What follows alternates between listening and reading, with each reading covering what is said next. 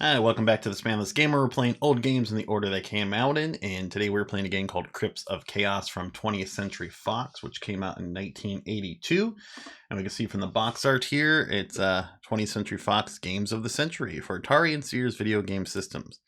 And it looks like on the cover we got kind of a medieval Princess Leia type of thing with, I guess it's kind of a Luke Skywalker wannabe with a sword. I don't know.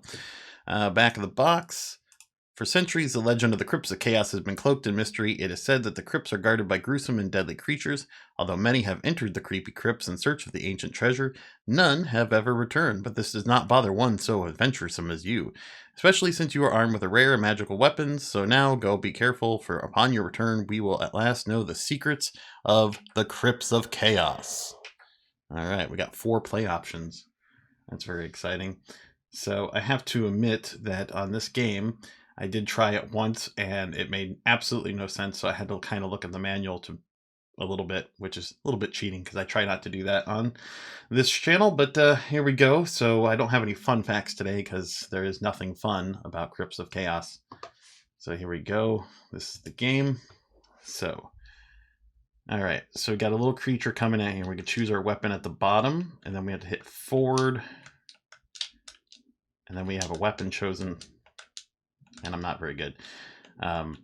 So yeah, so the controls are a little goofy. So you have to hit down, and then you can select kind of your weapon here, which you got money bags on the left, which is just how much treasure you have, a sword, a wand, a ring, a peace sign, which the wand shoots stuff. The ring, I think, kills things, but it gives you their hit points or something. The peace sign, I don't really understand, but I think it makes certain creatures run away, and that's just a U-turn thing. So see, we U-turned, and that's what's in front of us, which here comes a creature. Yeah, so it's really tough to like, let's start over. So you're supposed to, there we go. Okay, so now we got our weapon chosen, which is the wand, so we can actually steer it. And then we walk forward, and let's hear what the sound. Okay, so then we walk forward again. Yeah, it's supposed to be first person kind of thing, but it looks really dumb. And then I think you can turn left and right, but I haven't quite figured that out. So we're just going to keep moving forward. Yep, this is the game. So very good.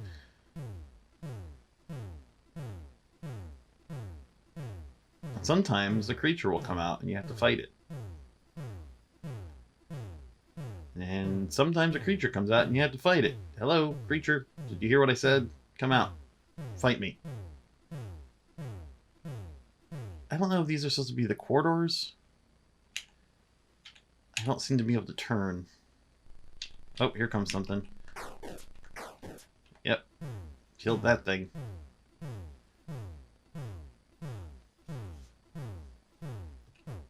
Oh, okay. So this is an intersection, maybe?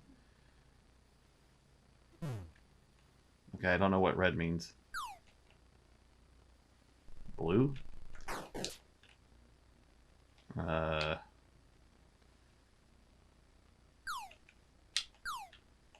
Okay. Now everything's blue for some reason. Oh, now it's green again. Yeah, so even having read the manual, I don't really understand what's going on. I did give it a fair trot, but I think I've seen enough. So, Crypts of Chaos. Graphics, give them a 1.5 just for trying to be a first-person kind of thing. Sound, there's very little sound. Music 0. Story, I guess you're exploring a dungeon kind of thing. Not really much there, but we'll give them a 1 for that. Controls, half. Funness, half. Does it hold my attention? Nope. Overall, we're giving Crypts of Chaos a 1. That's it. Please like, subscribe, and we'll see you next game.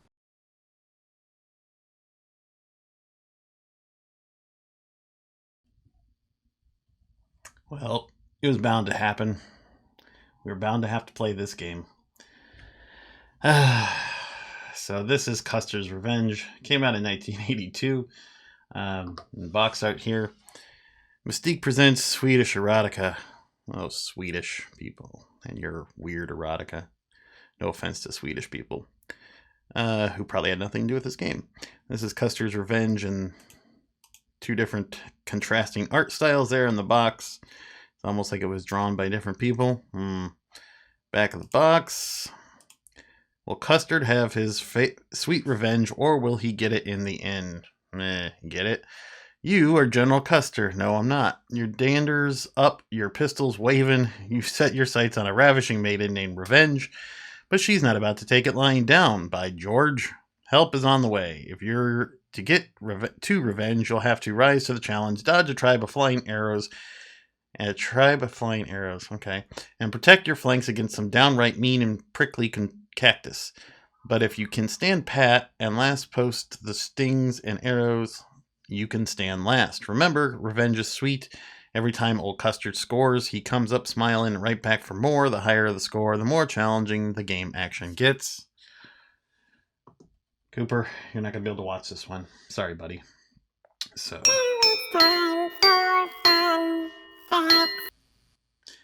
as you can imagine, this game was pretty controversial when it came out, to say the least. There's a lot of things in the media and stuff, and it ended up selling lots of copies, and the equivalent in money was like $130 today, and it sold 80,000 copies. So 80,000 people bought this horrible game for some reason.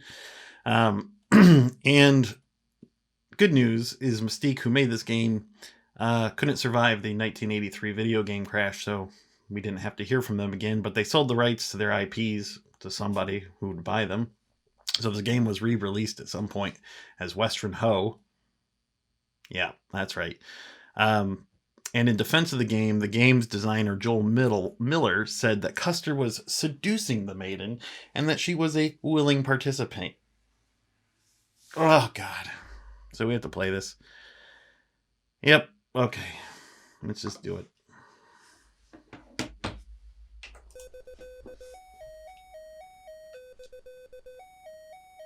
Yeah, okay. No. Really?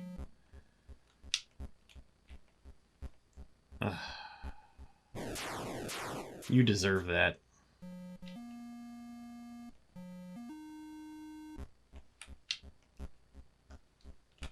Oh, God. Well, we're just gonna imagine what happens when he gets to the end, because that's it. Alright, Custer Revenge. Graphics. Negative. No, I'm gonna give you 1.5. You can tell what things are what. Sound 0. Music -1. Actually, negative something. What should we give it? Oh, what happened here? Negative 5. Horrible. Story, -5. Controls, a 1. I mean, you just move right and left and dodge things. Funness, -5. Doesn't hold my attention. -5. Overall, I guess you can guess. We're going to give it a -5. That was Custer's Revenge for the Atari 2600, and I apologize. Like, subscribe, we'll see you next game. Hi, welcome back to the Spanless Gamer. We're playing Atari 2600 games in the order they came out in, and today we're playing a game called Dark Cavern, which came out in 1982, and it's an M Network game, which M Network was the Intellivision, Mattel's Intellivision games that were ported to the Atari 2600. which, funny enough, Mattel would not let Atari port their games to the Intellivision, but they ported their game to the Atari, so weird. So back of the box, Dark Cavern cartridge for 1 player, 2 skill levels, challenge a friend, high score wins, start with 5 min. 1 is trapped in the cavern at a time, keep away from the blobs, spiders, and robots. Start with 20 bullets, get more as you play, shoot robots one after another, get more points. Lose your man when he runs into a robot or gets hit by robot fire. Sounds a lot like Berserk. No story on the back of the box. Boo. So let's get into the game. Oh, I almost forgot. So this game was originally for the Intellivision, and it was called Night Stalker, and it was later ported to various systems, but there's also a remake or a reboot, I don't know what you call it, coming out for the Intellivision Amico, which should be coming out this year. So let's get into the game. All right. Oh, this game is vaguely familiar. I may have played this as a kid. I don't know. Something about this. I don't think I owned it, but I think I've played it. This is kind of a maze shooter. Kill the spiders.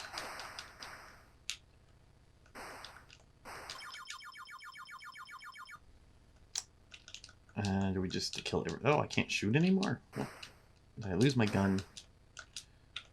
I guess I did. Oh, there's a gun. Gotta have the gun. Okay. I can only assume we have to kill everything in the maze, maybe? I don't really know. I can't go that way? Okay, that looks like a thing you could go through. I guess that's just where the weird blobby alien things come from. I don't know.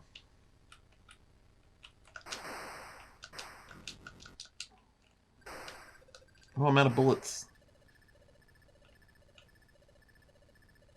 Yeah, I don't know if this ends or just keeps going. I mean, it's gotta end, right? Oh, I'm out of bullets. The spider got me. So nothing I can do when I have no bullets.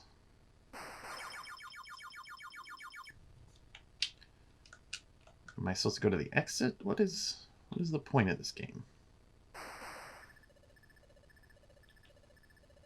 Well, we got a gun. I'm going to try just going to this open area over here, and if that doesn't work, I have no idea. Nope. Well, I have no idea what you're supposed to do. Dark Cavern. Graphics, not very dark for a Dark Cavern. 2, the little guy. Looks like a little guy, I guess. Maybe 2.5. Sound, 2. Music, 0. Story, there was no story. Controls are good, probably the best part of the game. 4, funness. The 1 doesn't hold my attention. 1, overall, we're giving Dark Cavern a 2, and that was Dark Cavern for the Atari 2600. Please like, subscribe, and we'll see you next game. Hi, welcome back to Spamless Gamer. Today we're playing a game called Deadly Duck for the Atari 2600, which came out in 1982, and let's see, it's a weird box art there. What is going on? So we have a goofy looking duck that has a gun in his mouth, and some kind of crab creature with bricks that are flying. Weird. Okay. Back of the box, Deadly Duck. Talk about a fight over water rights. I wasn't talking about that. Those cranky crabs are really serious about driving the ducks from their once quiet little pond. Imagine, crabs taking to the air armed with bricks and bombs. Those crazy critters are trying to knock our web-footed friend right out of the water. Luckily, Deadly Duck has a few tricks of his own. His gun barrel bill can unleash a bevy of crab-cracking bullets at a moment's notice. Look out! Here comes another brick. Duck! Oh boy. Ooh. So not too much about this game for fun facts, but it was designed by Ed Hodap for Serious Software, and obviously published for the by the 20th Century Fox Games, and was later ported to the Commodore VIC-20. that's pretty much all there is to go on for this game. Deadly duck, okay. So you're a duck with a gun in his mouth. Okay. Wow, how exciting. So it's kind of a Space Invaders-y clone. I don't know why they're dropping bricks on my head, but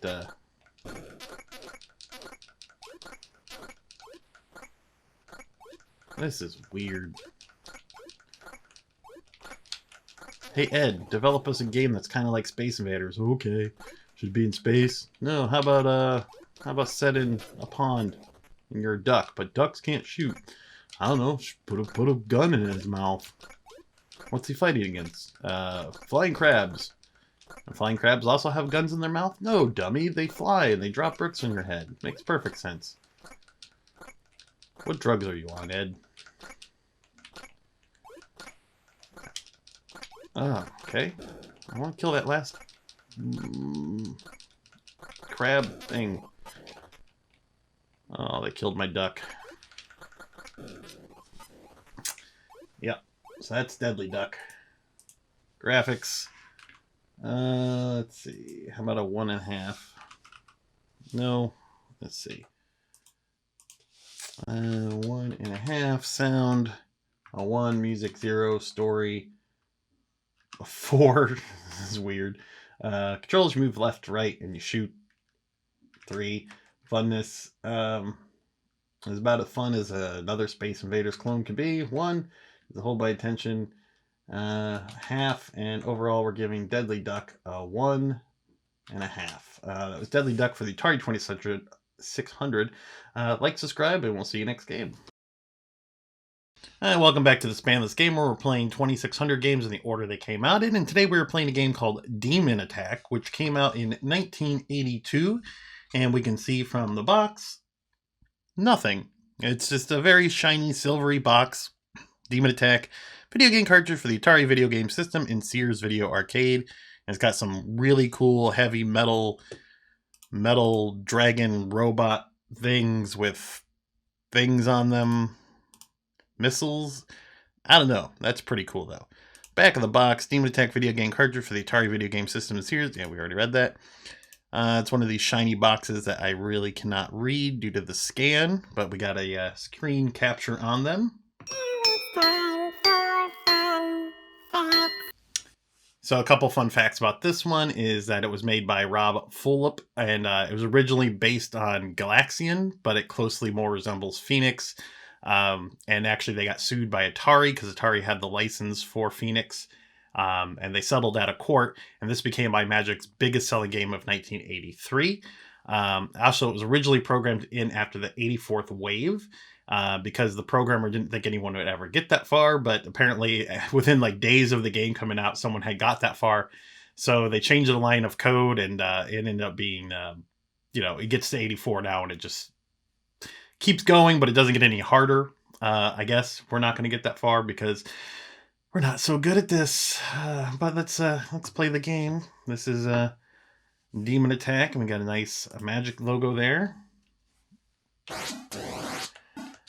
Oh, I had this game. I remember this game. Yeah, I own this game. I think I bought it years later when it was a budget title.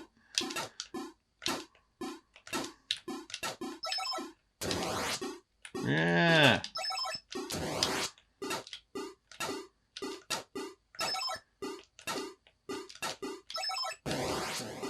We exploded.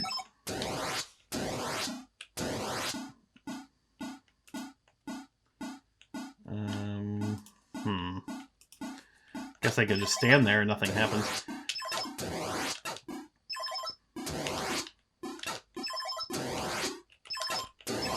Alright.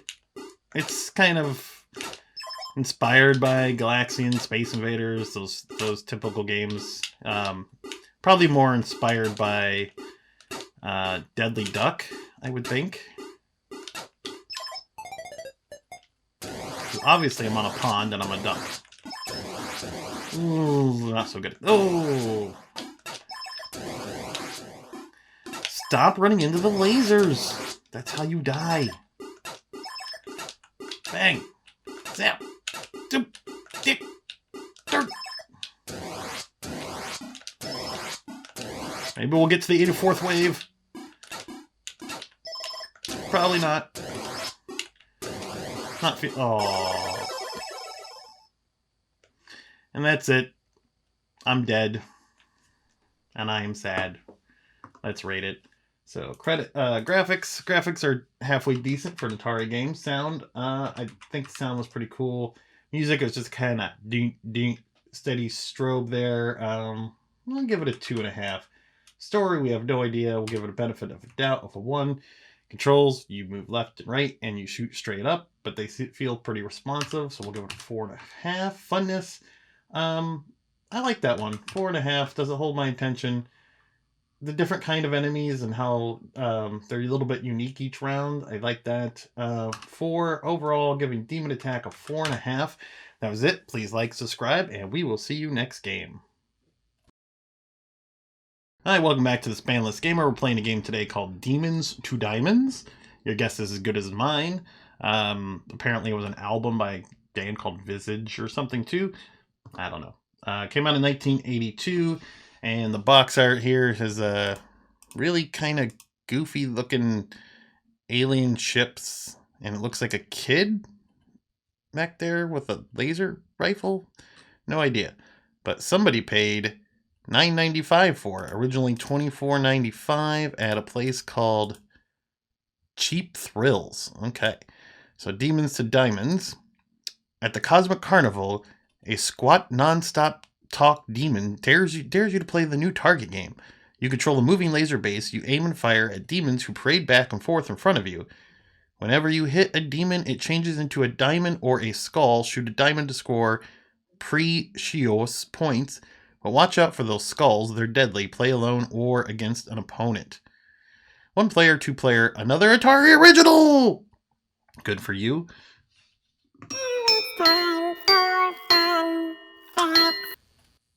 So yeah, not too many facts about this one, but apparently in the manual it states that it was primarily designed for children in the age range of 6 to 12.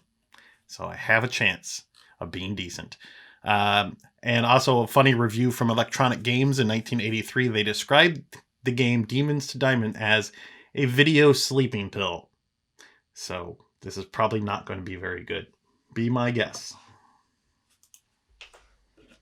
Oh, those are some rough graphics.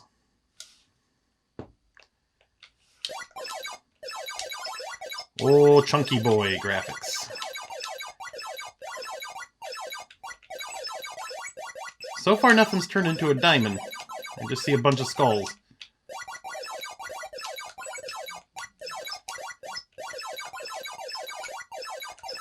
Uh-huh. There's stuff going on in this game, all right.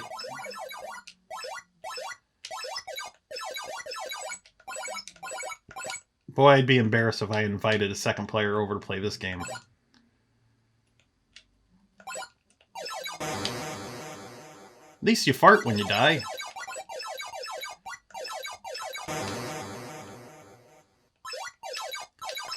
Boom, boom, boom, boom, boom.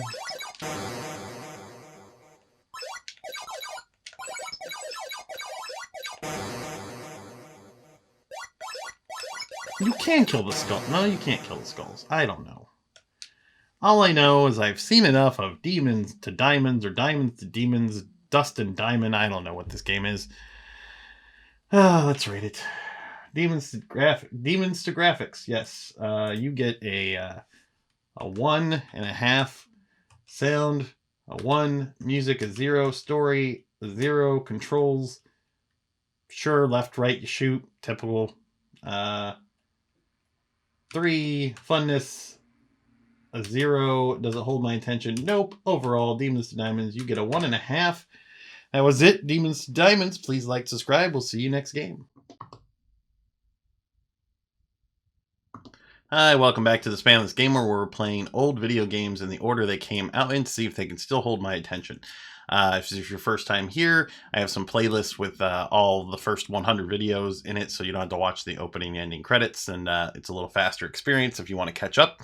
If you've been here for a while, welcome back. So today we're playing Donkey Kong for the Atari 2600, which came out in 1982. And you can see from the box art here that it's by Nintendo, plays like the real arcade game. Video cartridge for use with the Atari Video Computer System and Sears Video Arcade. And the back of the box, Donkey Kong by Nintendo, more of the same. Use your joystick controllers with this cartridge. Here's how to play.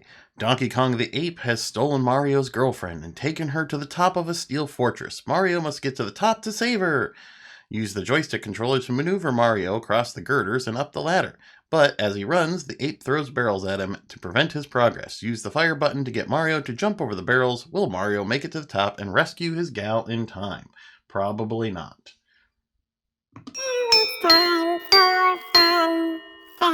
So, everybody knows Donkey Kong. There's documentaries about Donkey Kong. Been around for a while, but just everybody knows these facts, but I think they're interesting. So Donkey Kong originally started was going to be Popeye, but Nintendo couldn't get the license, so they made Donkey Kong instead. How different would the world be if Nintendo had gotten Popeye license and Donkey Kong never existed and Mario never existed? Who knows? Also, they were sued by Universal Studios because of King Kong, and they ended up losing, or Nintendo won in court against Universal Studios because Donkey Kong was not actually owned by Universal or something. I don't really understand the whole legal thing, but it's an interesting thing, and you can look up many things online about it. So let's get right into this game. Okay, so this is Donkey Kong for the Atari.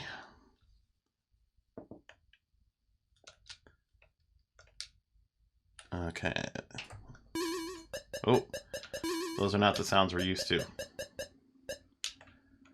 And these look like cookies, not barrels. Cookie! Oh, Mario, you got hit by Cookie. Also, Mario looks like he's in his pajamas, which I think is kind of funny. Oh, that graphic when he goes up the ladder is not pretty, is it? He's just kind of a blob of pixels.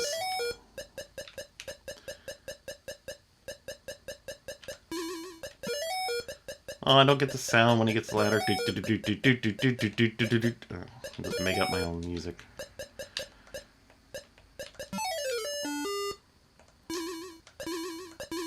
Okay, Mario, your little footy pajamas. I give him credit for the Atari that, I mean, Mario looks like Mario. You can tell it's Mario. Even though he looks a little goofy and he looks like he's wearing pajamas, it's definitely Mario. The barrels, not so much. They look like cookies. Oh, that's gonna get me. Okay. Wonder if we get a second level. Oh, we do get a second level. Look at that. And what are those? They look like genie lamps. Those don't look like the Donkey Kong things we're used to. No! Oh, game over. Let's try again. You know, of all the games not to use my Billy Mitchell button, this is one of them. I should have used it. Just rewound and I could have just played level 2 again. But, you know, we can just do this again. There we go. Alright, get your genie lamp out of here. Whoop.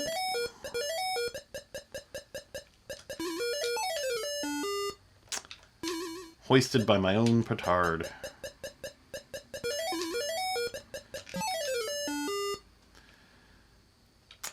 Let's not suck anymore, shall we? Yeah, how you like me now? Oh, he moved. I didn't know they can just change directions like that. Yeah, now I just gotta wait out the hammer. That's always fun. Alright, Mario, let's continue. Shall we? And we just go back to there. Beginning. Alright, we're gonna keep playing just to see if game gets harder or if I die. Oh, I'm dead. I guess we're not gonna keep playing. Well, let's rate this game. Okay, so Donkey Kong graphics for the Atari 2600 are not that great, but you can tell it's Mario, and for an Atari game, I guess we'll give it a 3.5. Sound, The sound that's missing are more music cues, so I'm going to give the sound a 5.5. It's a good attempt. Music, they had the little tiny jingle. Did they? Yeah, when you die, I guess. I'll give it a 1.5 because it's missing a lot. Story, 1. Controls, surprisingly, controls are decent. 5. Funness. I could see if you didn't have other ways to play better versions of Donkey Kong, this could be pretty fun. 4.5. Does it hold my attention? Not so much. 2.5. And overall, Donkey Kong for the Atari 2600 is going to get a 3.5. That was Donkey Kong, and we will see you next game. Hi, welcome back to the Spanless Gamer, where we're playing retro games in the order they came out in. And today we are playing a game called Dragonfire, which came out in 1982.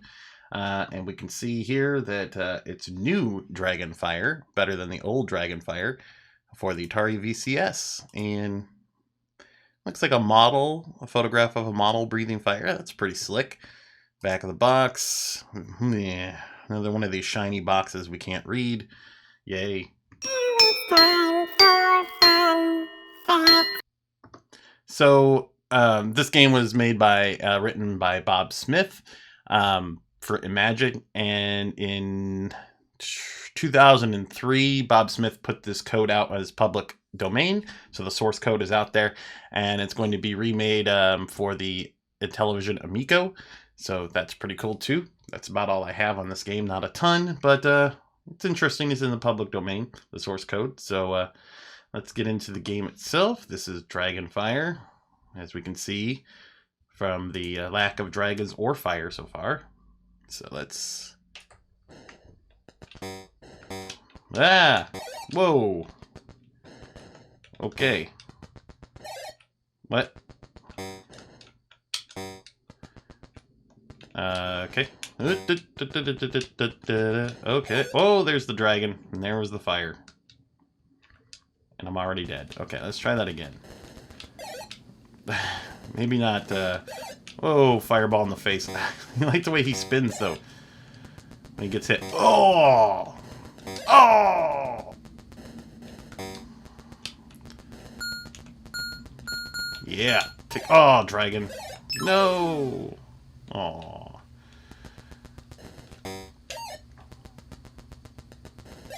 Ooh! Stop taking dragon fire to the face. I want all his treasure. Yeah! Eat it, dragon. I've made it to another dragon's castle. Whoa!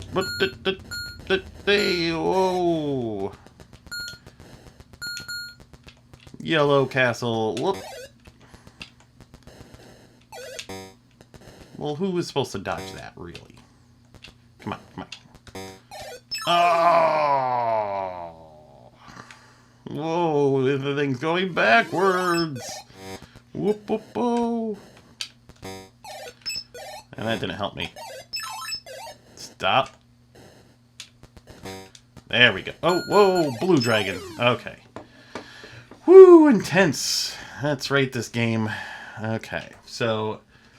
graphics, they're simple, but they work. I mean, I like the little guy. He's really well animated for an Atari game. So I'm going to give it a 6. Sound, not a lot going on with the sound, but what sounds there is pretty decent. 3.5. There is no music.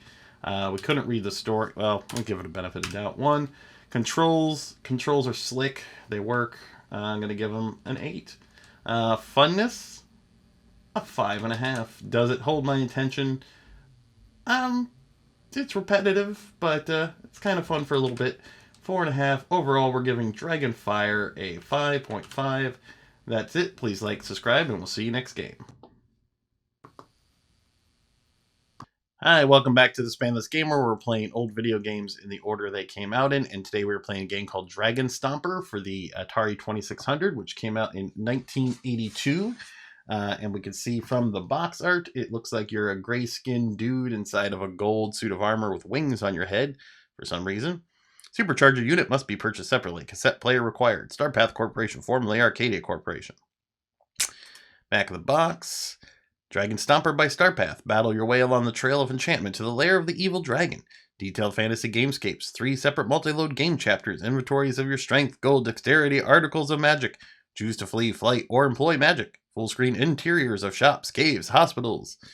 Can all be yours. Exclusive multi-load cassette with 3 distinct game segments, each with variations in graphics and action for longer, more challenging play, equivalent to several conventional game cartridges.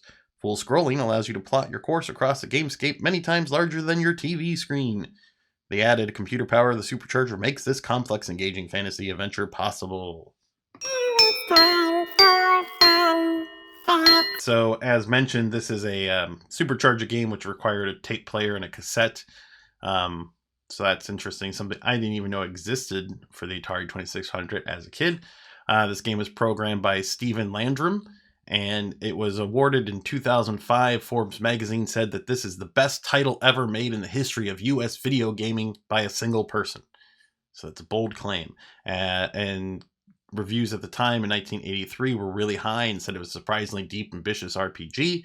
So, you know, we'll see. It's bold claims, though. Oh no, a monkey. Okay. You were hit. You take 5 hits damage. Move, fight, use. Well, let's fight. You just hit the monkey for 02 units more. The monkey missed. Fight. You missed the monkey. You were hit. Take 2 units of damage more. Fight. You killed the monkey. You gained a key. Use stick to move. Oh, okay.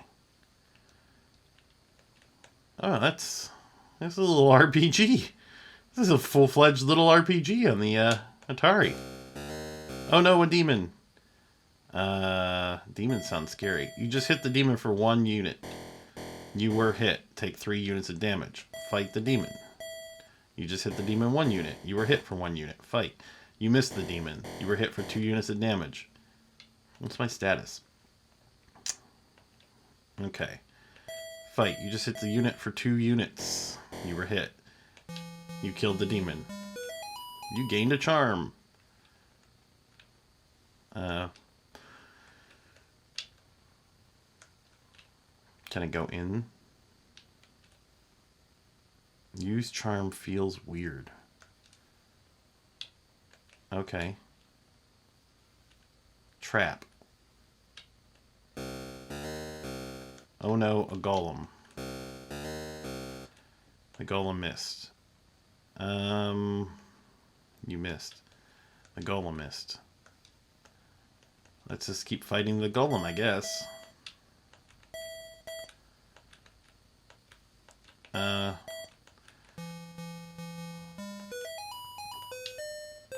Okay, I gained a cross and some gold. That's cool.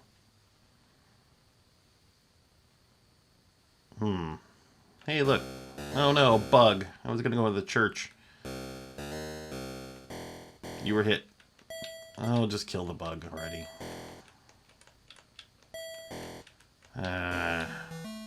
You were dead. I'm rewinding.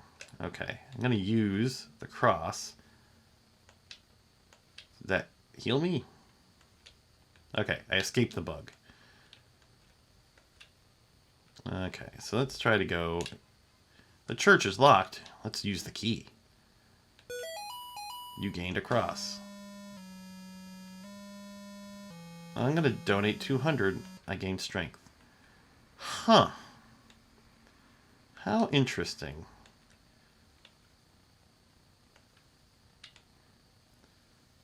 Another church. Pray. No effect. Praying has no effect, people. Oh no, a slime. Okay, well, I'm not going to play too much of this, but it's interesting. Oh no, a clown. Okay, so graphics. Yeah, I'm going to have to knock them for that. 2 sound, 2 music. And there's a little bit of music there. One, story. You know, it says it's an RPG, and maybe the manual goes into more detail, but I have no idea why I'm doing what I'm doing. Usually RPGs are heavy in story. I'm just going to give it a 2. Controls, I got to give them props for, like, attempting an RPG with a joystick and one button. Funness. Um, Maybe a 3.5. I could see that being fun. Does it hold my attention? A 5. I'm curious. I might, back in the day, I would have played this and probably played a lot of it. Overall, I'm gonna give it a 5.5. I feel like there's probably a lot more to this game, and I just didn't have time to sit there and play it. But it's interesting. Anyway, like, subscribe, and we'll see you next game. Hi, welcome back to the Spanless Gamer. We're playing old video games in the order they came out in, roughly, and this is one of those roughly things. We were playing a game called E.T. the Extraterrestrial for the Atari 2600 today. E.T. has a storied history, and it actually came out in December of 1982, but as you see, we just have 1982. Because the database I got this from for a lot of the Atari games didn't have the exact date or even month, so the way I'm playing these is kind of, if I don't have an exact date, it just gets alphabetical. So for a lot of these games that are I just have 1982, I'm playing them alphabetically. So this actually came out a little bit later in the year, towards the end of the year, for Christmas, in time for Christmas, as the TV commercial will tell you. But the box art here just has a nice artwork of Elliot and E.T., makes sense. It's what E.T. is all about, right? And the back of the box. Ouch! E.T. is lost on Earth and wants to get home. We all know that. Help him build an interplanetary telephone to call for assistance before his energy runs out. But be aware of government agents and curious scientists who will sap E.T.'s precious energy before he reaches his goal. So, there's a lot on E.T., and you could read a lot about E.T. You can watch a lot of videos on it. A lot of people blame the video game crash in North America in 1983 because of E.T. Essentially, it was a bad game. It was rushed to development in time for Christmas. It came out, and it sold well. They promoted the heck out of it. It sold a lot of copies, and a lot of people returned their copies, which is something I never did. I didn't know you could return games because you didn't like them. Anyway, they ended up getting buried in the desert, and that was an urban myth for the longest time, but turned out to be true. It was programmed by Howard Scott Warsaw, who made my favorite game on the Atari, the Yar's Revenge game, and he also made this. So, it's time we talk about the alien in the room and play some E.T., the Extraterrestrial. So let's play E.T., and I did own this game as a kid, and I did play it. And I never thought it was all, horrible as people said.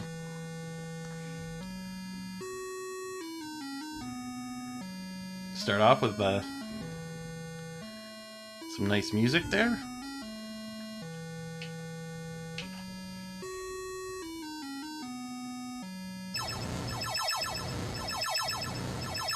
Okay, so we got E.T. He can walk around, he can extend his head and not do a whole lot else.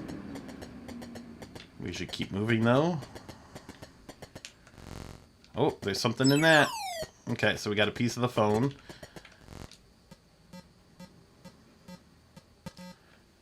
Okay. So we're going to go down.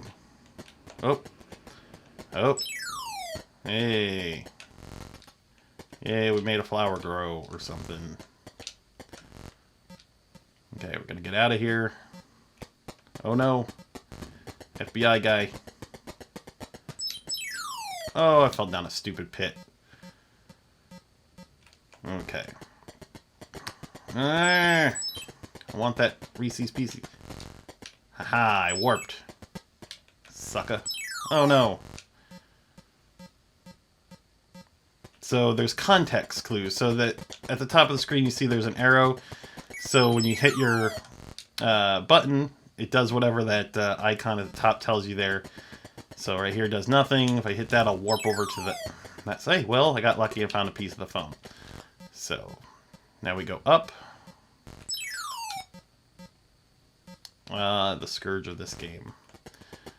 Okay, so Try not to warp too much. And everything you do costs E.T. his stupid life. Hey, I just noticed he's got a little penis. Look at that.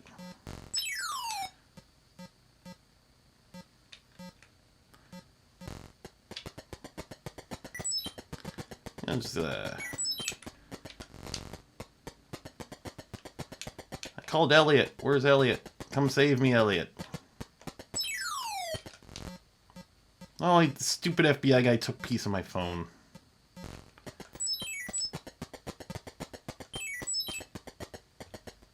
There's Elliot. Hi, buddy.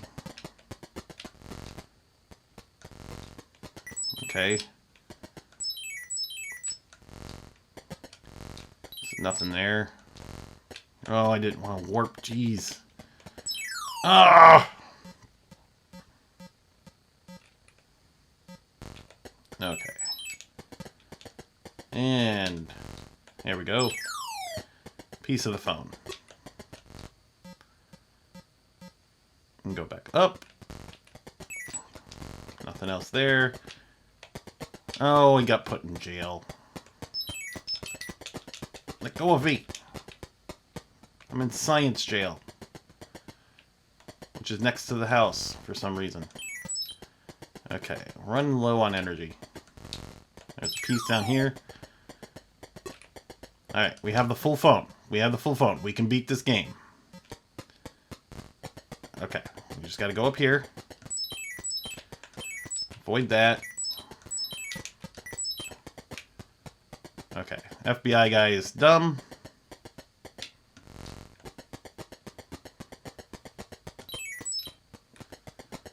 Oh, leave me alone. Oh, he took my phone piece. Damn it. I didn't even notice that happened. Now I'm screwed.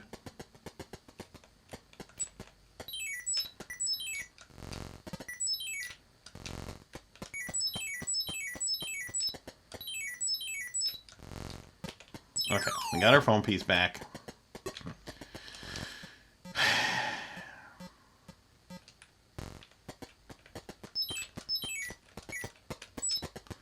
Leave me alone.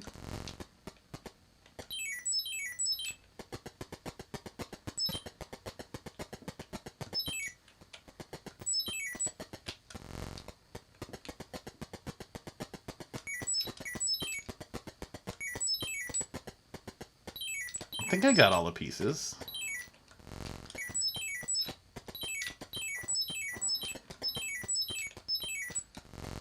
I don't know what that does. How do I get home? E.T. won't go home.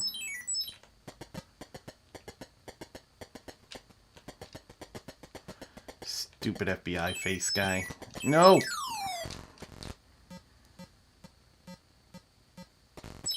Ow!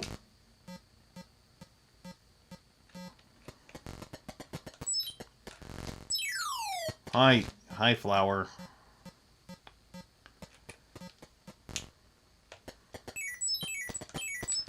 Arrgh!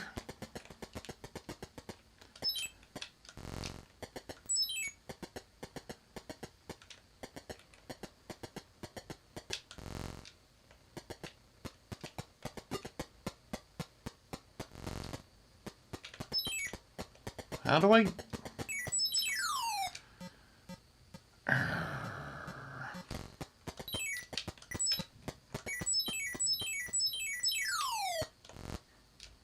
E.T., I no longer am rooting for you, buddy.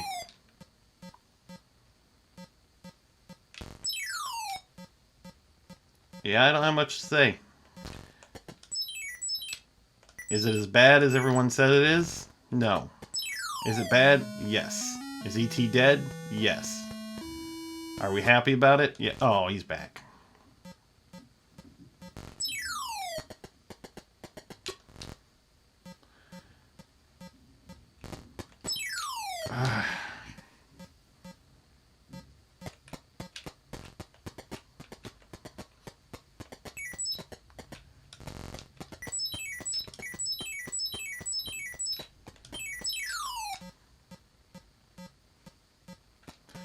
Oh, E.T.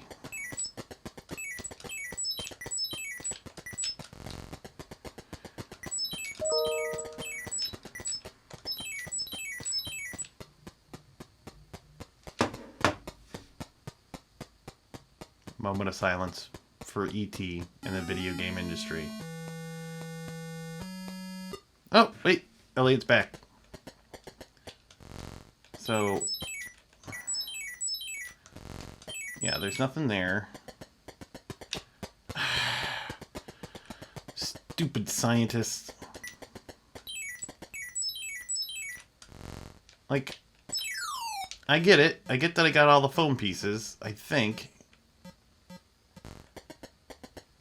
But how the hell do I get to call my spaceship? Right? I mean, I know it's on the screen.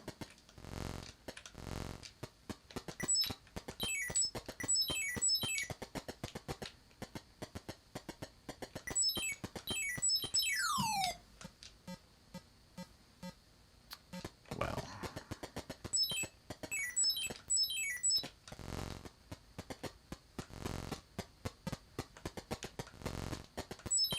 I don't know. And that's ET. So, graphics, not very good. I'm going to give them a 3. I mean, you can tell it's ET and Elliot. Sound, 2. Music, it's got the ET score here and there. So we'll give that a 3.5. Story, it's ET, but, you know, is it really? A 2.5. Controls, 2.5. Funness, a 1.5. Does it hold my attention? 1.5. Overall, ET gets a 2, and that's not the worst game we've ever played. So, you know, cut ET some slack. I understand, you know, it was a big, important game, and it came out, and it was horrible, but there's been way worse, and there will be way worse, and that's it. So please like, subscribe, and we'll see you next game.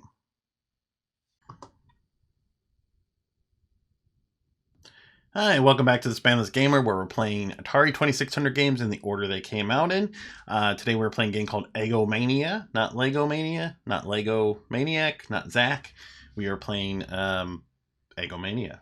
So it came out in 1982, and we got an angry chicken who's either shooting eggs out of his butt into a hat that's on top of a bear who's in syrup. What? Egomania. Egomania is a 1 to 4 player full color game designed to be played on the Atari Video Computer System or the Sears Video Arcade. A strangely colored feathered fowl is bent on bombing your bedeviled blue bear with dozens of even stranger colored eggs. Your only defense is catching those falling orbs in your hat before they break and cause a real mess. If you succeed in catching the entire wave, you get a delightful opportunity to get even and fire them back at the turkey. That turkey. You'll be dazzled by the reaction, so go after that bird if you can bear the pressure, waka waka, otherwise the yoke's on you.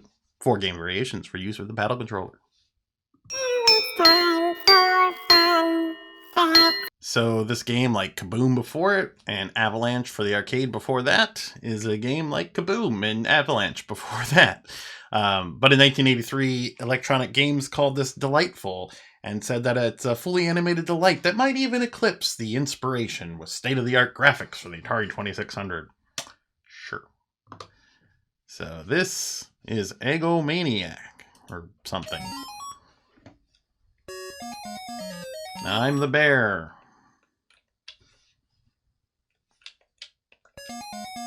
Are you gonna... Oh, there are the eggs. That's not a hat on his head, that's a big bowl. I feel lied to.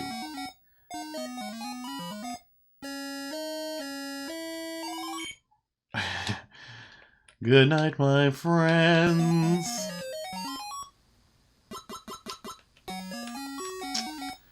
Not so good at this game. Not so good at this game.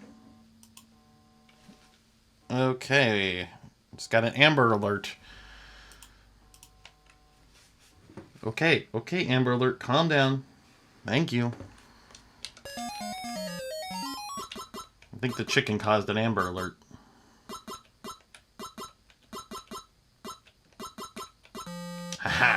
Now I get to shoot him back at you, stupid bird. Oh, those are like cannons.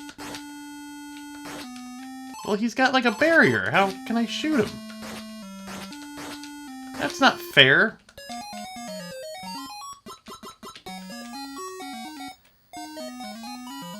You are drowning in egg yolk.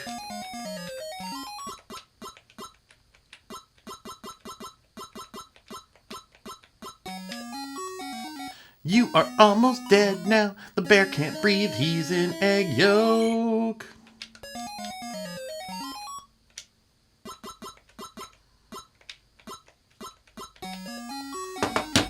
And we're gonna rate it. Yes, we are now. So graphics. I mean, they are what they are. 4. Sound is fine. 3. Music. 2. Story. And there's a story there of an egg. I don't know.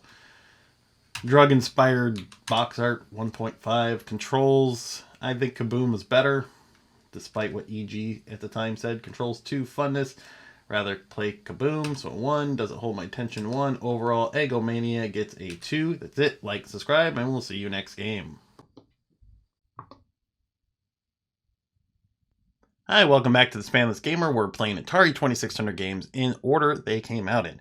And today we're playing a game called Encounter at L5. What is L5? Who knows? But it came out in 1982. And the box art, Encounter at L5, a data age video game for the Atari video game, blah, blah, blah, blah, blah. So artwork, we got, I think that's a spaceship in the foreground shooting a green streaky thing. I don't know what's going on there. Back of the box. Beyond the orbit of the moon, a defenseless space colony is under heavy attack from the relentless megalite warriors. You are the colonists' only hope. Will you allow this peaceful, loving race to be wiped out, or you can antimatter ammunition blast the evil ones out of orbit? You'll need some pretty fast fighting with your paddle controller to pull this one out. We find it hard to call this a game. Me too. Your battle orders are enclosed. Yay. So, this is a data age game called Encounter at L5. There's really nothing online I can find about this, so we're just gonna get into the game, I guess. So yeah, let's see.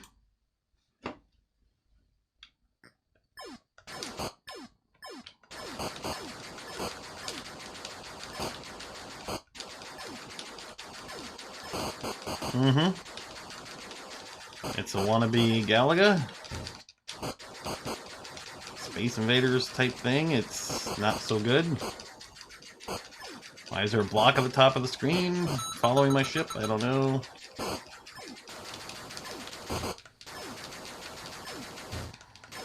Data age, you make bad games.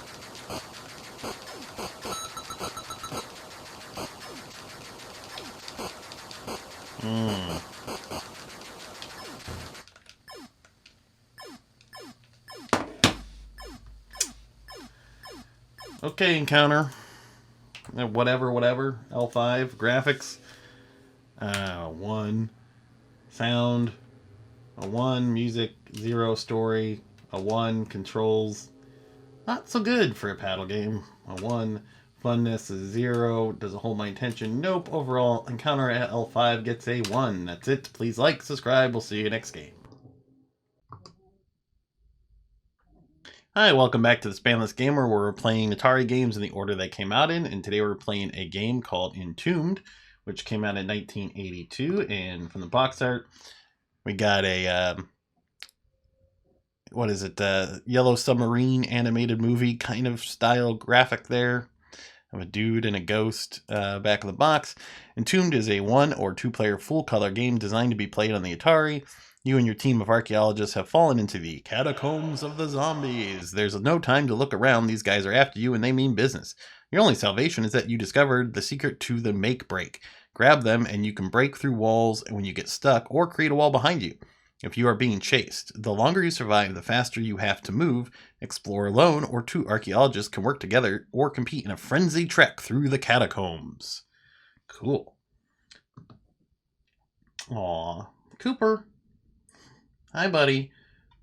Yeah, is Entombed your favorite game? You want to be left alone? Okay. Okay, we'll leave you alone. So I'm going to read straight from the Wikipedia for this because this is actually kind of interesting. So the mechanics of how this game generates its maze have been the subject of academics' research and some legend, apparently. Because the maze data itself is if stored directly, was too large to fit in the hardware limitations of the Atari 2600, even with the left-right symmetry of the mazes. So researchers evaluating the game's ROM discovered that they're generated on the fly using the state of the 5 adjacent squares to determine the next part of the maze through a lookup table, including potentially a random state. Sometimes they're unsolvable without the make-break item. So researchers spoke to the programmer Stephen Sidley, who said that the algorithm came from another unnamed programmer, but Sidley himself could not decipher why it worked. Sidley said to the researchers of this other programmer that he told me it came upon him when he was drunk and whacked out of his brain. So later research, however, suggests that although the original programmer and his mathematical collaborator did devise the algorithm at a bar, they may have suggested or encouraged the drunken blackout story merely to avoid having to explain or assign intellectual property rights to the algorithm. So pretty interesting. So the game has a perplexing algorithm and nobody really knows how it works. So it's kind of cool. So let's play the game. See what all the fuss is about. US Games, 1982. Ooh. Oh, it's scrolling automatically. Ah, interesting. Oh no, I went the wrong way. Ooh. Oh, see, it's random. Okay, so no points for music.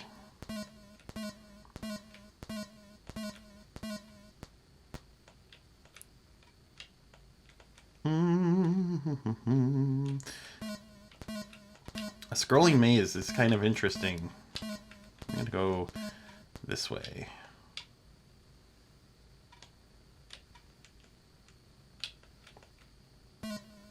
Oh no. Oh no. Okay, see? Good thing we have the break item.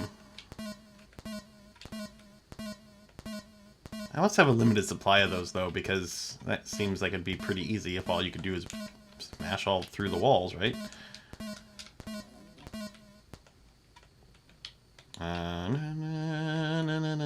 So what happens now?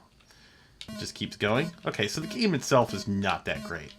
It's pretty interesting, though, the algorithm thing. Oh, what? We must have made it to the end? Sure. I don't know what's going on either. And we're stuck. We're stuck. No. Okay, well, that was Entombed, and let's rate this game. So graphics, 1, sound, a 2, music 0, story 0, controls are fine. They're 3. Funness, a 2 doesn't hold my attention. 2 overall. We're gonna give it a 2.5. Please like, subscribe. We'll see you next game. Hi, welcome back to the Spanless Gamer. We're playing Atari 2600 games in the order they came out in. And today we're playing a game called Escape from the Mind Master. Whoever he is. So 1982 the game came out, and the box art, we just have a big green guy with an orange brain. Superchargeable unit must be purchased separately. Cassette player required. Starpath Corporation, formerly Arcadia. Are you smart? Nope. And fast? Nope. Enough to escape from the maze of the Mind Master? Probably not. Realistic first-person graphics. Ooh, 4 separate multi-load segments.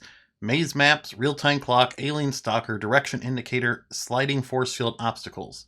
Exclusive multi-load. Why do I keep saying multi-lord? Multi-load cassette with 4 separate game segments, each with variations in graphics and actions for... Yeah. Solve the maze you're trapped in, then find the stairs and move up to the next level. Use logic and strategy to find your way out. Use skill and agility to pass the Mind Master tests, avoid stalking alien, and surmount other obstacles. Cool.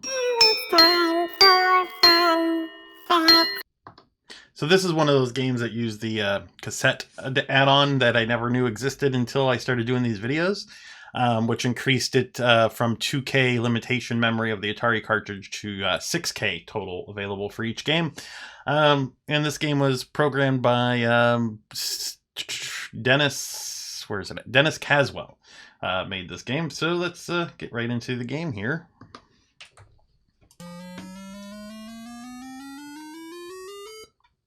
Escape from the Mine Master, copyright 1982, Star Path.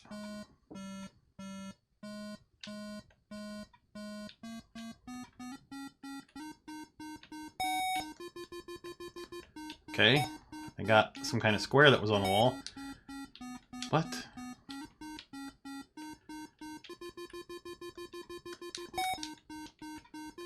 I don't know.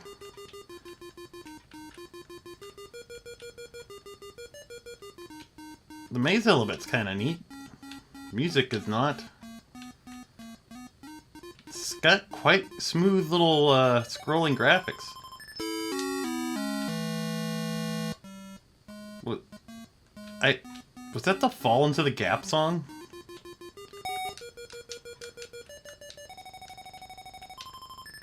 Why is the music getting crazy?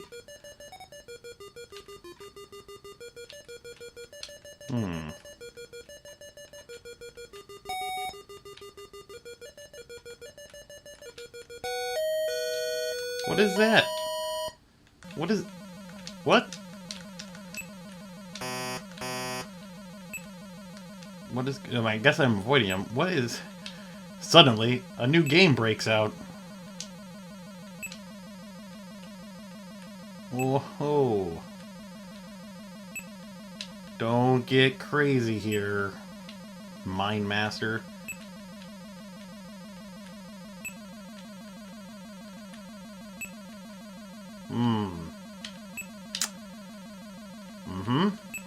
Yep. Does it ever end? Nope, we don't know.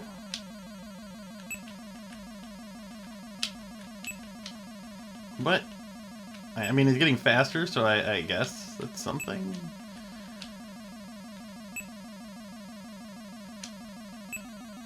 Uh-huh. Uh-huh. Yep. That's whatever this is for you.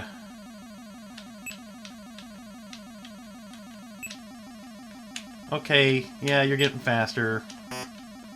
Come on, get over with it. Get over with it? 27. I don't know what that means.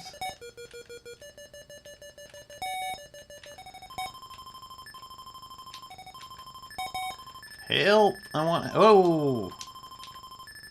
Little alien. Okay, now we're back here.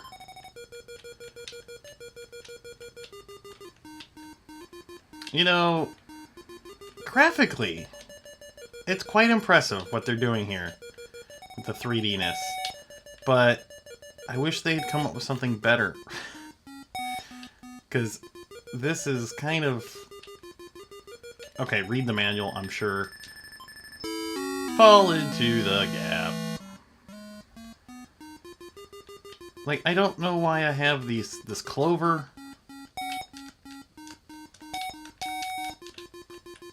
What is the point of any of this? What is the point of life?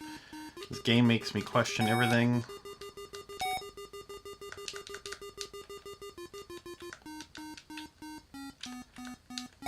The Black Pit of Death.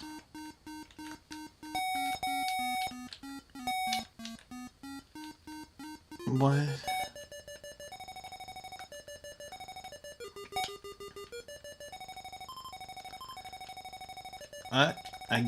I guess. I guess it's something. I don't know. Graphics for an Atari game, the 3D is quite impressive, so I'm going to give it a 9. Sound, I'm going to give you a 2. Music, a 2. Story, there wasn't really much to go on. 1. Controls, a 3. I mean, it's fluid, but like turning is kind of goofy and yeah, don't really know what to do. Funness, 1. Does it hold my attention? 1.5. Overall, Escape from the Mine Master is going to get a 3. mostly for its curiosity. That's it. Like, subscribe, and we'll see you next game. Hi, welcome back to the Spanless Gamer. Today we are playing a game called Exosuit? Exokit, I don't know. But it came out in 1982, and from the box art, we can see it's Sancho presents Exosuit for use with the Atari Video Computer System or Sears Video Arcade. And I don't have the back of the box for this one, and I don't have any fun facts for this one either. But I do know that an Exosuit is a anti-ship missile in service in 1950 or 75, and it's a French-built anti-ship missile. I know nothing about the game though, other than this is what it looks like. This is Exosuit.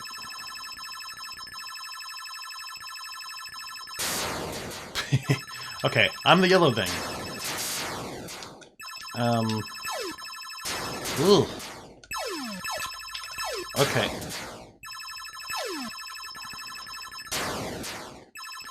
Okay, I don't know what's going on here. Weirdly, I can only shoot if I hit the direction. So I'm just floating, nothing happens when I hit the button. If I hit forward button, I shoot. I can also shoot backwards. But it's a little weird. And I can also crash into things pretty well. Let me give that one more shot here. And there's all that stuff below me that crash. See, you crash when you try, like you can't get down in there.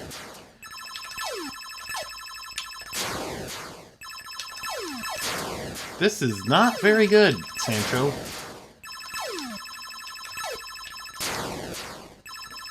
Sancho! You and your game! You and your weird game that doesn't make sense and only plays in the top half of the screen, and you shoot direct graphics. 1, sound, a 1, music a 0, story a 0, controls 0, funness 0, does it hold my attention 0, overall Exosuit gets a 0.25. That was 0. That was 0. Exosuit. Is it even a game? Thank you. Please like, subscribe. We'll see you next game. Hi, welcome back to the Spanless Gamer, where we're playing old games in the order they came out in, and today we're playing a game called Fantastic Voyage, based on a Coolio song, and it came out in 1982, and from the box art here, it just looks like, ooh, that is a disease. You got people falling out of your eyeball. Okay, Fantastic Voyage. 20th Century Fox, Games and Century. Listen carefully. This is a matter of life and death. No, it's not. An incredible medical journey is about to begin. You and your submarine are reduced to microscopic proportions and injected in the bloodstream of a critically ill patient. Your mission is to navigate a narrow network of veins and destroy a life-threatening blood clot near the patient's brain.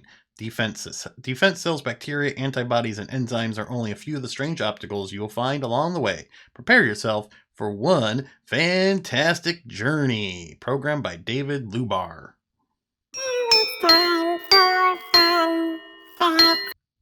So, I don't have any info about the game other than it's based on the movie Fantastic Voyage, which was a 1966 movie, and it was the same premise as the back of the box. And the film starred nobody I've heard of because I'm not quite that old. But, so yeah, this game is based on that movie. So, there you go. So let's take a look at the game. Okay. So there's a clock down in the bottom left. Is that supposed to be the heart rate in the middle there? Kind of reminds me of River Raid. Ah, you.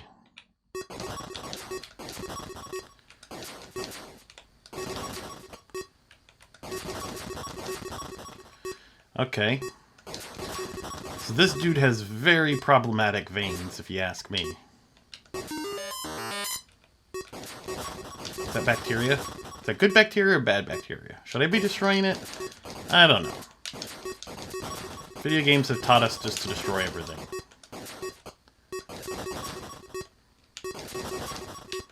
So far, this game is not that challenging. Of course, I could also be playing this completely wrong.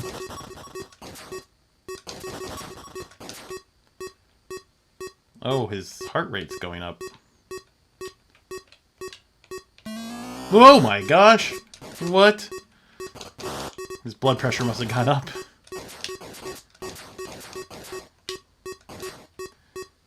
I don't know if I'm supposed to be killing things or not, but it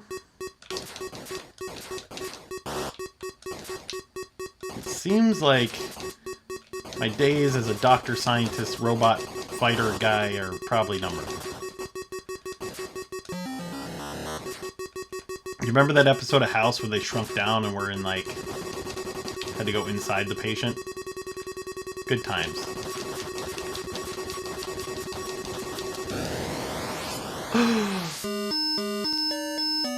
We did things! I don't know what we did, but we did them. That's right. I won. I saved the patient. And now I guess we get to do it all over again? I don't know. But I'm done with this game, but I want to see what happens when, you know, the patient dies.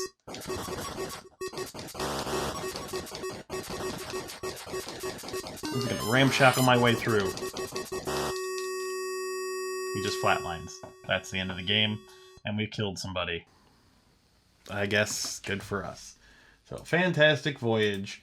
Graphics, a 2.5. Sound, 4. Music, there was none. Story, it's kind of an interesting concept for a game. I'll give them 5.5 for that. Controls, I mean, they are what they are. They work. 3.5.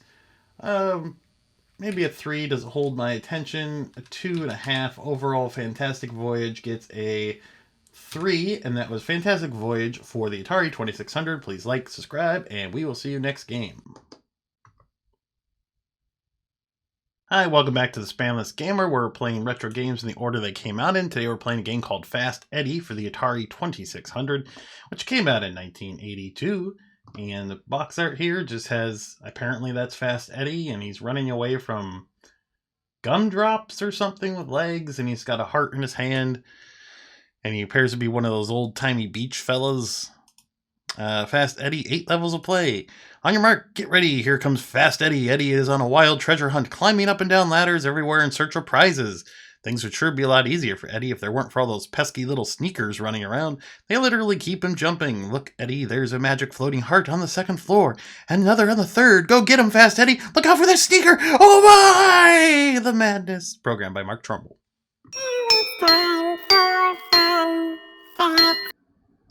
So, not much out there about this game other than the fact that it's a early platformer and it's made by Serious Software for 20th Century Fox. I just don't have much on it. So, Fast Eddie, here we go. Oh, he's fast. Look at him go. He's a little green guy.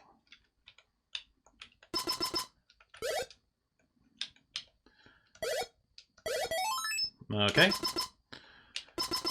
These are chunky boy graphics.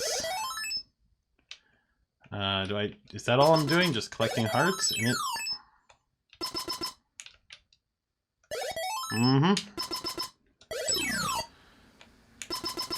Yep. Fast Eddie. He's fast. I just had to try it. Whoa, okay. More to this game? Is this it? Maybe I gotta collect enough hearts. Oh, screen wrap does not exist in Fast Eddie's world. Okay. Aww. I say no.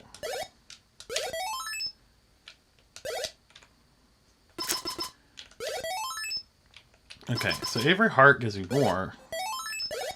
Does it eventually go, like, to a new level? Maybe I get 10 of them? Let's try to get 10. Oh, there's a key up there. Something's different. boing, boing, boing. Oh, now he gets fish.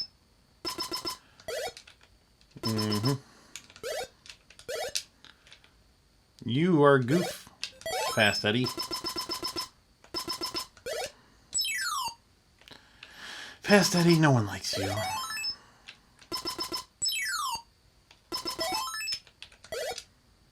Well, Fast Eddie is a dork.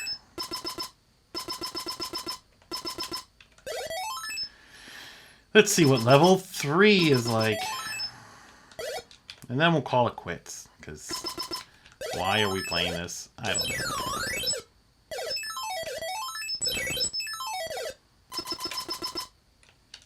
I gotta know what level 3 is like. Come on.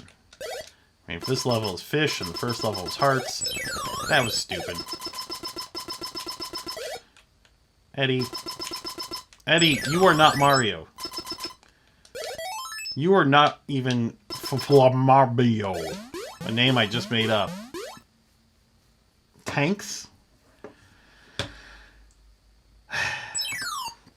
Alright, Fast Eddie. Your big chunky boy graphics get you a 2.5 sound, a 1.5 music. I guess there was kind of a little bit of music. Story, no. Controls, they could definitely be better. But it's not bad. Funness, 1.5. Doesn't hold my attention. A 1.5 overall. Fast Eddie gets a 2. That was Fast Eddie. Please like, subscribe, and we'll see you next game. Hi, and welcome back to the Spamless Gamer, where we're playing arcade games in the order they came out in, roughly. Not arcade games. Why did I say that?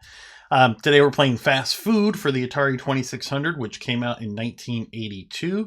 And Fast Food here apparently stars a bunch of lips and flying hot dogs, fries, hamburgers, shakes, pizzas, root beers, purple pickles. I think I see an onion ring in there. Purple pickles. Okay. Burgers, fries, shakes, pizzas flying by at sub-gastronomical speeds. You and Mr. Mouth have to catch them if you can. The higher the calorie count, the better you score. The more calories you consume, the faster the food flies.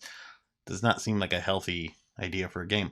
But beware, the purple pickles. There you go. Catch too many and your binge is over. Fast food, it'll satisfy the appetite of every video game hot dog. Calorie chart and instructions included. And if you think fast food was good for some belly laughs, try other Telsys video games. Ig. So this game was by Telsys, and it was programmed by Don Ruffcorn. And that's about all I get. Apparently, your name Mighty Mouth. It says Mr. Mouth on the box, but according to the Wikipedia, you're Mighty Mouth. I don't know. This is the game, such that it is. Ew, that is a gross pair of mouths. Pair of mouths? I don't think there's a pair of mouths. Oh no, purple pickle. Oh, he's mostly gums. He's gross. Oh, stupid purple pickle. Stop. Okay. Look. I know the purple pickles look good, but they're not, according to the box. You're getting fatter. Oh, thanks, game. Frickin' fat shame me. I don't need this for my video games. Hot dog, shake, purple pickle, popsicle, hot dog, pickle, Dorito, or maybe that's supposed to be pizza. Burger, popsicle, pickle, burger, shake. I don't know what I'm eating. You're getting fatter. Oh, screw you. Oh, it's flying now. Burp! Closed. I got kicked out of the restaurant because I ate too much. Okay, so fast food graphics. I'm gonna give you a no. I'm giving you a 0 because that mouth is disgusting looking.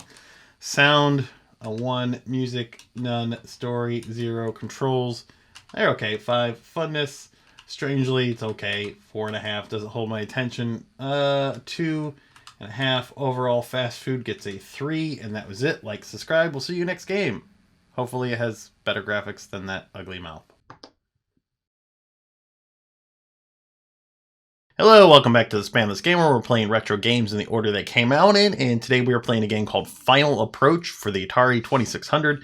Came out in 1982, and we can see from the box art here that we got just a kind of a dude, and he's doing dude stuff, and it looks like he's maybe using his force powers to manipulate a small model airplane. I don't know. Looks like somebody's dad.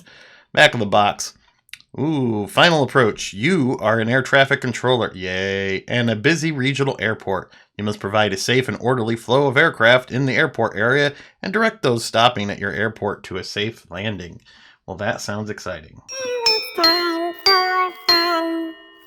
So, this is another one of those games from Apollo Games, which is kind of like my personal LJN for the Atari, but there's not much on this game itself, and I just thought it was interesting. Apollo was one of the first, after Activision, third-party developers for the Atari 2600, and you know, they had Lockjaw, which we played twice, and they also created the first home video game with a female main character in a game called Wabbit, which we'll play later, I'm sure. And they went defunct in like 1983 or so, probably because they were making bad games. That'd be my guess. So let's look at this game.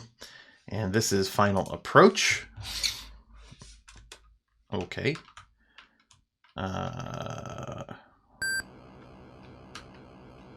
Hey.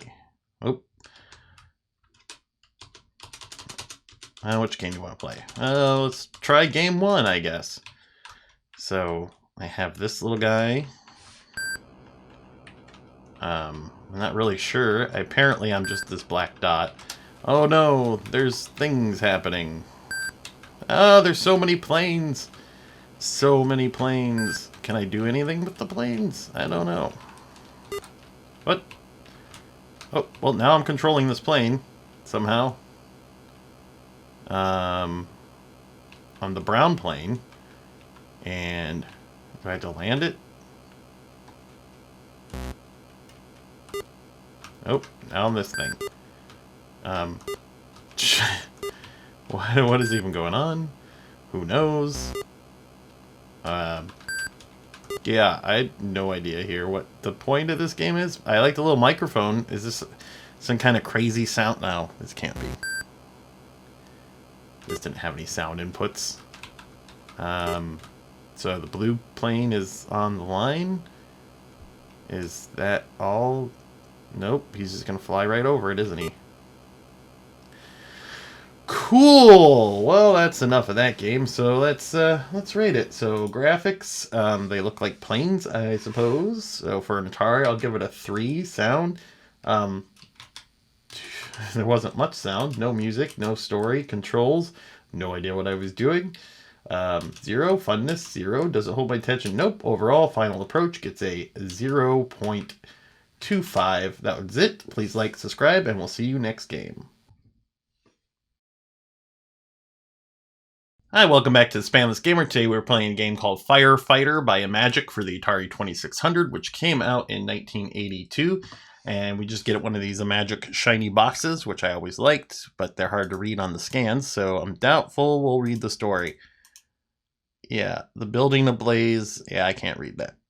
Too shiny, but we get a screen cap. I'm sure the plot is you're a fireman trying to save people in a fire. So, this is another Imagic game, and it's about firefighting, which is where you are a fighter who punches out fires, and that's kind of what you do as a firefighter. And let's just get into the game. So this is Firefighter, huh?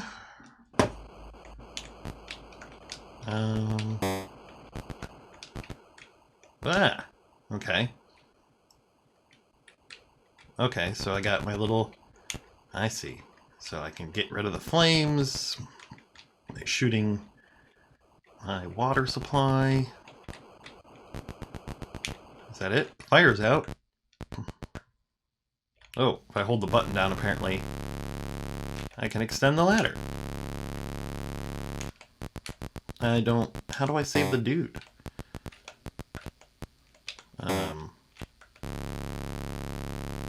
Huh.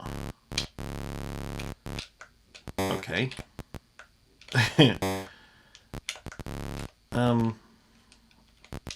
I would like to save you, friend, but fortunately, I don't know how, so you're just going to be in this obviously not on fire building.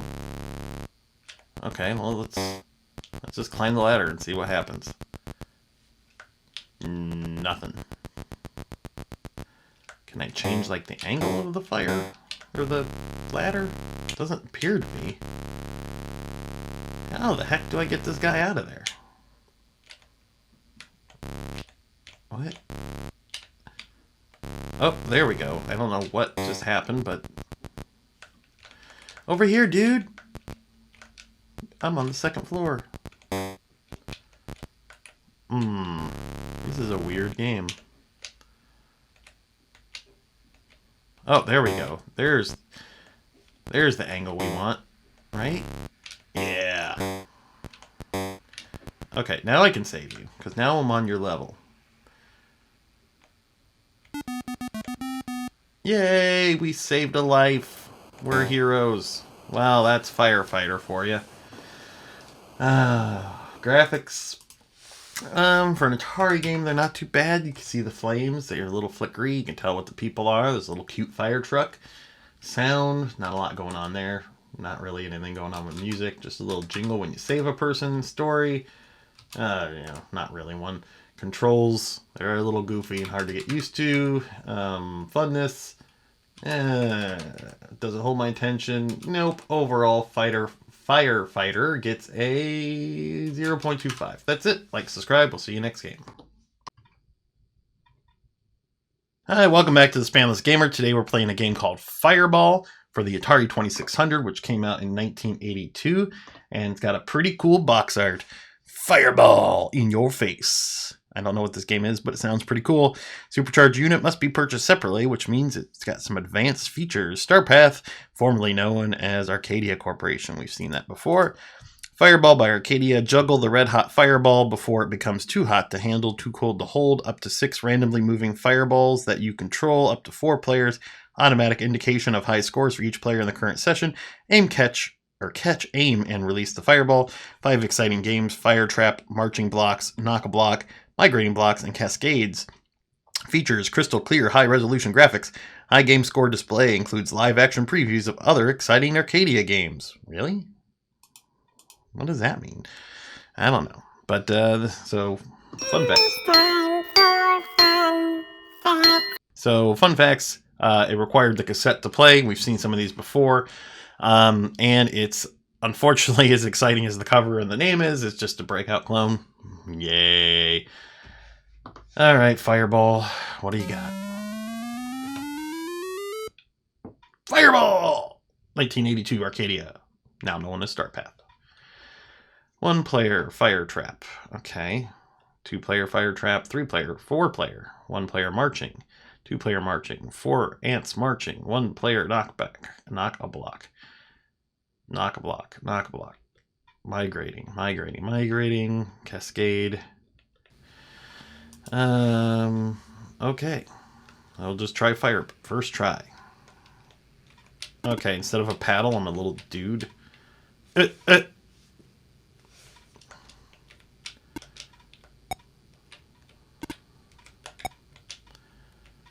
Wow, it's breakout, everybody. But you're a person instead of just a line. How exciting. Yay, breakout.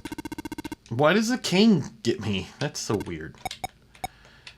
Like Showtime at the Apollo? Is that what? A gong show? I don't know.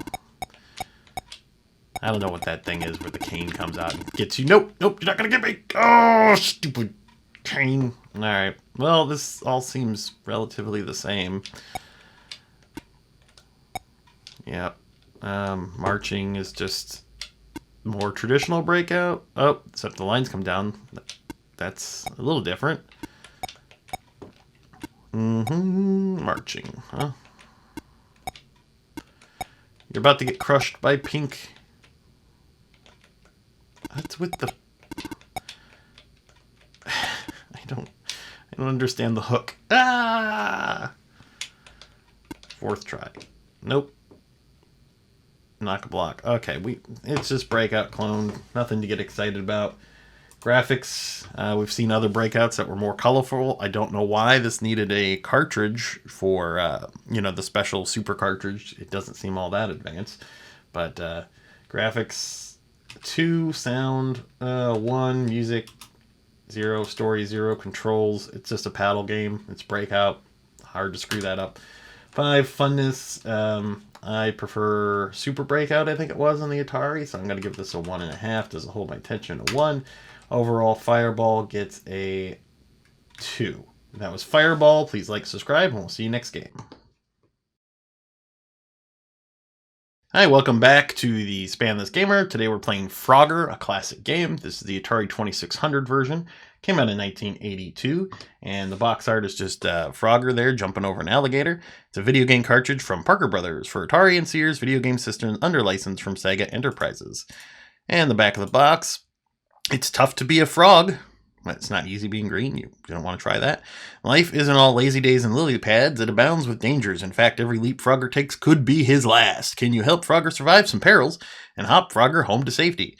First, you have to jump Frogger across a very busy highway. Watch out for the trailer trucks and all those cars, especially the race cars. Speeding race cars.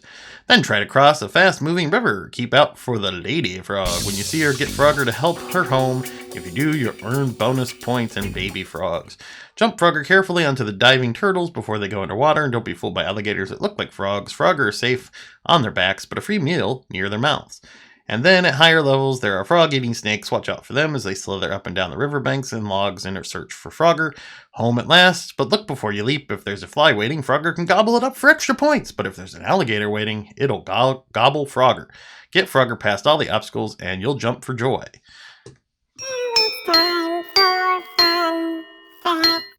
So Frogger, one of the most successful video games of all time.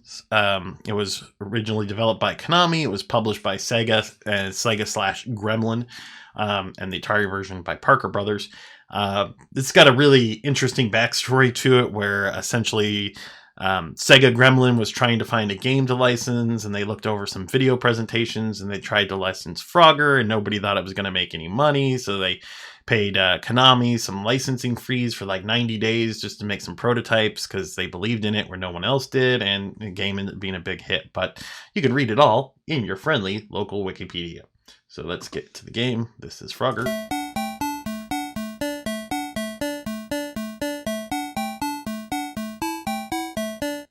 Yay! Oh, I'm going to hear it again. It's a different song. I don't know what those songs are. Are those just nursery rhymes? They sound very familiar. I don't know if they're just because I've played Frogger before, or they're actually like some kind of childhood songs that everybody knows. Lady Frog! Alright. It's Frogger! Yay! Okay.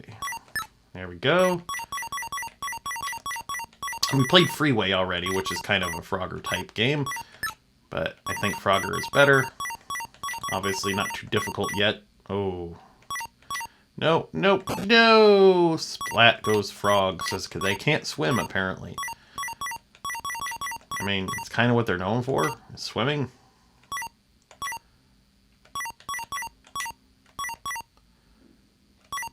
Oh no. Oh no. Oh. I got 2 more frogs to get up there. Come on. You can do it, Froggy. Whatever your name is. I don't really know. Do you have a name? You're just Frogger. Let's get that lady frog on that. Oh no. I'm so close to the end. I can feel it.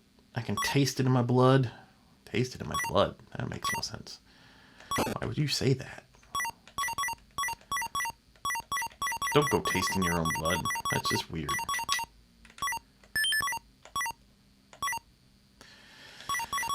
Oh, the last one's the tricky one, isn't it? That's how they get you. Come on, come on, come on. Yes! We beat the game, game. We just beat the game, game. We just beat the game. So, I win. Yay! Frogger World Champ. Thank you, thank you, thank you. Let's rate it. So, Frogger. Alright, graphics. Pretty good for an Atari game. I'm gonna give it a 6. Sound is pretty good for an Atari game. 6. Music, it has some. 5.5. Story, a 1. Just getting across the pond, I guess. Controls for an Atari game. Again, I keep clarifying for the Atari. It's just a good game. Doesn't need to be. Doesn't matter what system it's on. Funness, Atari 5.5. Doesn't hold my attention. Frogger never has, but you know, a 4. And overall, Frogger is going to get a 6.5. That was Frogger. Please like, subscribe. We'll see you next game. Hi, welcome back to the Spanless Gamer. We're playing Atari 2600 games in the order they came out in, and today we're playing a game called Frogs and Flies. Is it Frog? What am I looking for? Flies, I guess. Frogs and Flies, which came out in 1982, and you can see from the box art, it's a M Network game, which is the Intellivision's games on the Atari 2600, and we just got a frog trying to get flies. All right. So, Frogs and Flies cartridge for 1 or 2 players. Play for the top score or against somebody else. Day and night action. Running scores displayed. Scores points by catching flies on the fly with the frog's flashing tongue. Flashing tongue, huh? 2 skill levels. Both players do not have to use the same skill level. Adults can give little kids a break. Fun sounds include splash when frogs fall into the pond, happy croak when the flies are caught, and various bird calls and cricket sounds when the game is over. How very exciting for you, game. So, not much fun facts in television. This game is called Frog Bog. It's called Frogs and Flies for some reason on the Atari. And they're going to remake this game for the Amico, which is coming soon. So that's your Frogs and Flies fun facts. All right. So, I'm the gray... Okay, I'm the gray frog. Hey. That red frog is better than me. Why are none of the frogs green? I'm not so good at this. I haven't caught a single fly. Oh, there we go. Oh, come on. Yeah. Take that, red frog. Oh. Wow, this is an exciting game. It just goes to show you they used to make games about anything. Oop-doo-doo-doo. So exciting. It's getting darker. That's got a day-night cycle. That's pretty exciting. So the frogs just jump back and forth all day, all night. Getting weird rectangular flies.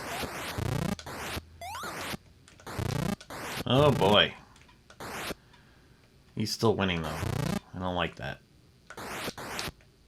Why are all the flies worth 2 points? I don't know. Maybe I should have put kid mode on for myself. Oh, I'm beating you now, red frog. This is so thrilling. Who will win? I'm only playing because I want to see the day-night cycle at this point. Okay. Oh boy. Oh, that was mine. It is kind of neat with the day-night cycle. I mean, it'd be interesting in a better game. Or maybe when it gets completely dark out, it becomes a terrible night for a curse, and monsters appear.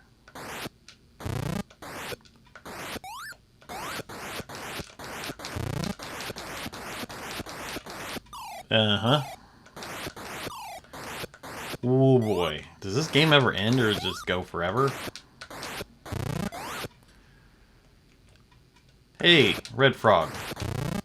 you ever stop and think about our lives? I think maybe there's more to life than this.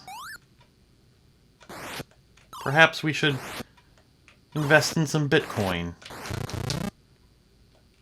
Make a little nest egg for ourselves. Retire to the Florida Everglades and be frogs somewhere. I suppose this is it, huh? Come on, precious night cycle. Let me see one more. Let me see if it goes any darker. And I don't think it does. I just committed froggy suicide. Oh no, the level's over. The end. Did we beat the game? Did we beat the game? We got to the end of Frogs and Flies. There are no more flies. That was it. All right. Let's rate it. There's the cricket sounds in the background that they told us on the back of the box. So graphics, 1.5, sound a 1, music 0, story 0, controls 5. Hard to mess that up. Funness a 2 maybe. Oh, that's too high. 1.5. Does it hold my attention? A 1. Overall, Frogs and Flies gets a 1.5. That was Frogbog / Frogs and Flies for the Atari 2600. Like, subscribe. We'll see you next game. Hi, welcome back to the Spanless Gamer. Today we're playing a game called Gopher for the Atari 2600. Gopher came out in 1982, and the box art just features a chicken flying with seed around his neck, and a gopher eating a carrot, and an angry farmer. Cool. U.S. games. Oh boy. Gopher. Gopher is a 1 or 2 player full color game designed to be played on the Atari Video Computer System or the Sears Video Arcade.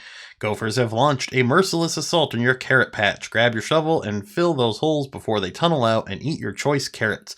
With no time to run back to the barn or for more seeds to plant, it's a good thing that Crazy Duck keeps flying by dropping them, but it's awfully tricky to catch a seed, plant it, and still keep those persistent gophers away. Just when you think everything is under control, they get faster and hungrier. Take a deep breath to let the battle begin. So this game was programmed by Sylvia Day, and it was also, there was an unlicensed version made by Zellers in Canada called Farmer Dan, and for some reason used the Plaque Attack box art instead of the Gopher box art. I don't know. Unlicensed games are weird, and let's play it. Game 1. Yes.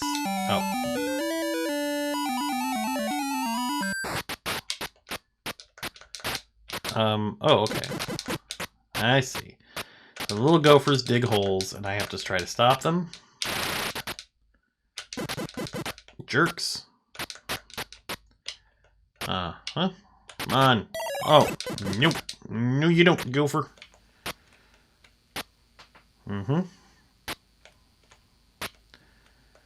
Is there more to it?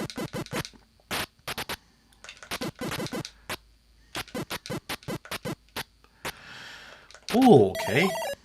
Oh, that jerk. He's very happy to be digging.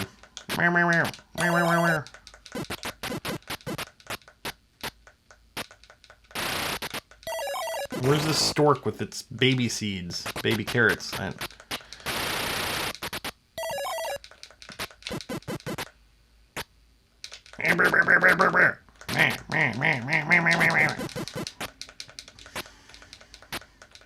This guy's gonna give himself back problems.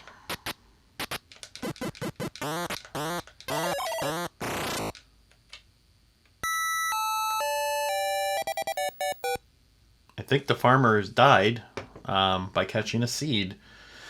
I don't know what just happened there, but the game appears to be over. So graphics, you can tell they're gophers, and you can tell it's a guy with a hoe.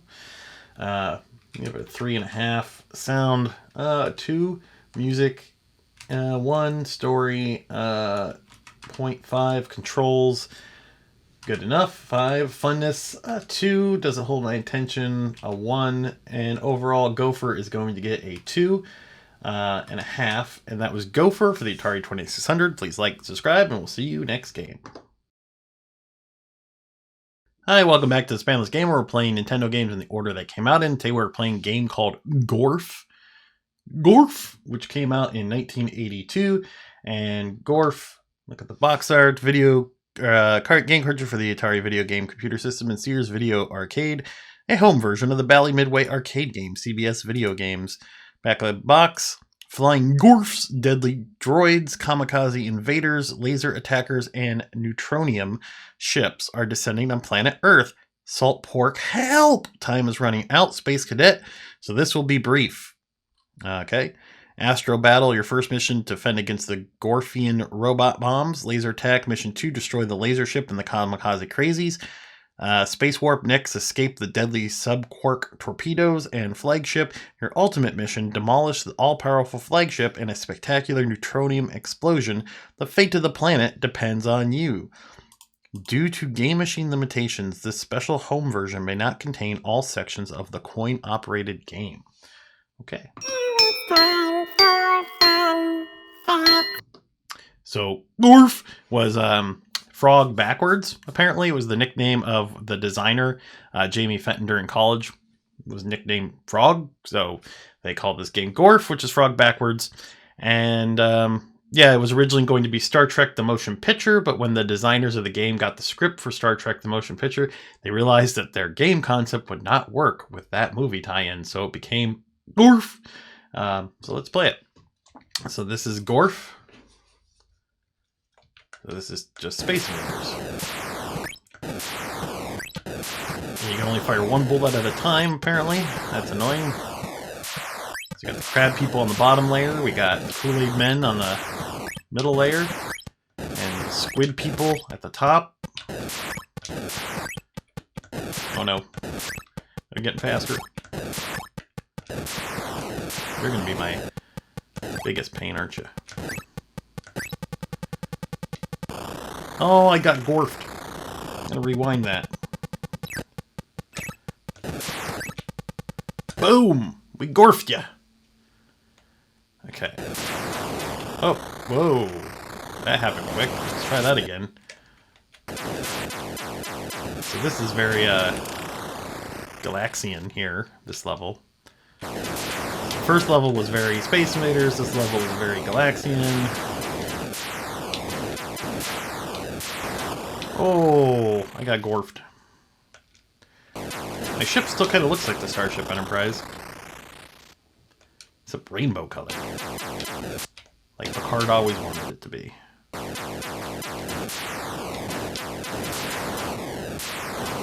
I did it! Round 3.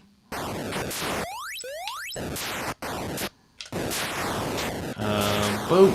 Kill him. Kill him. Whoa, whoa.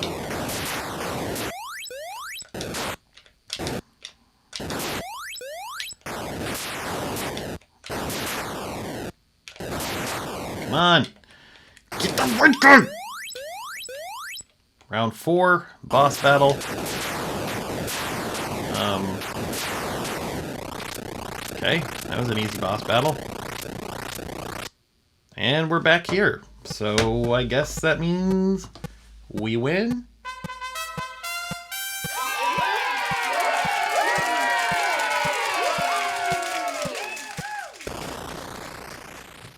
Yeah, my sound didn't work. So I guess that means we win. Okay. Cooper, we beat a video game. What do you think about that?